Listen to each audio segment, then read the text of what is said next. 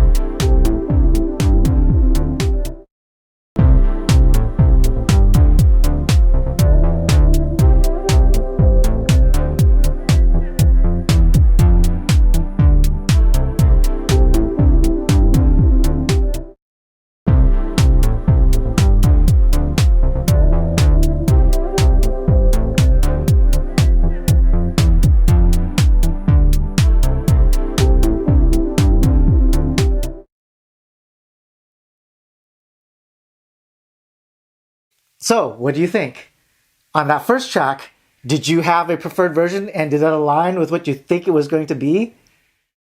Let's go over the differences between the SSL Big Six version of the G bus compressor and the original. Mostly, we can see that the SSL Big Six version lacks attack controls, ratio controls, and a mix control. The Big Six version has a preset high-pass filter setting to allow low frequencies to come in, whereas the modern versions of the G-Series bus compressors have an adjustable frequency for that high-pass filter. A studio professional may find these limitations hard to accept, but I think for today's modern music producer or electronic musician, these limitations could be a blessing. With a more fully featured compressor, you will be tempted to find the perfect setting, and you may not have the experience and the ear necessary to know when you've hit it.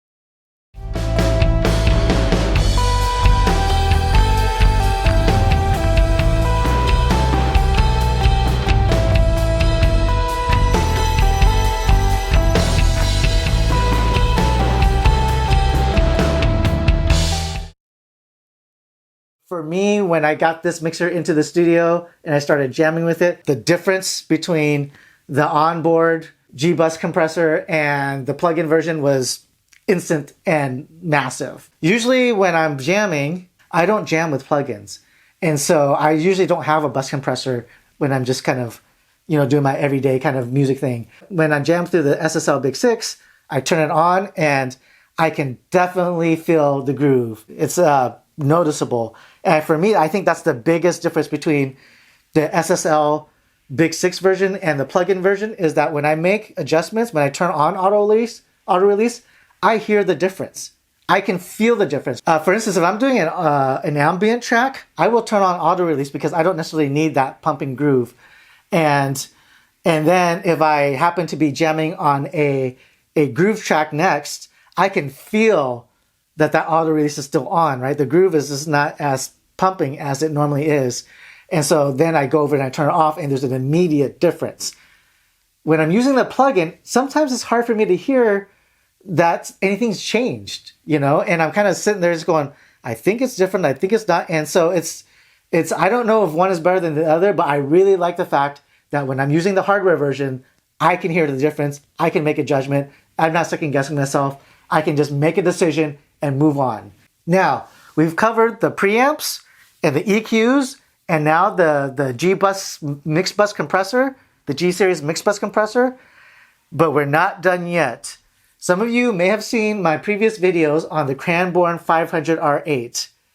And now that I have the SSL Big Six in-house, it only seems natural to do a comparison between the two. So stay tuned for the next video where we're going to face off the Cranbourne Audio 500R8 versus the SSL Big Six.